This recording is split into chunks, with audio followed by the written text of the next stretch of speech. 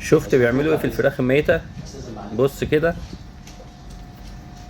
عشان تبقى تروح تجيب ستريبس وتروح تجيب سندوتشات. استاذن معلش ثلاث.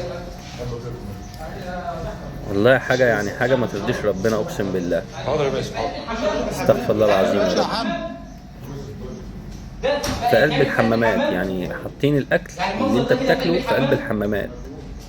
يعني فراخ ميتة مش بيبيعوها كفراخ، ده بيبيعوها كستريبس بقى وبانيه وحاجات متبلة ومجمدة والكلام ده كله. فحاجة استغفر الله العظيم يعني. وهم ما يرضوش ياكلوا من الحاجة دي.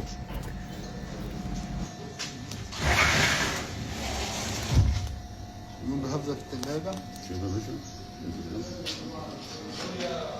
فراخ ميتة، فراخ ميتة بيتم ذبحها. صور يا باشا المادة دي. المادة دي بتاعي يا ابني، خد تعالى.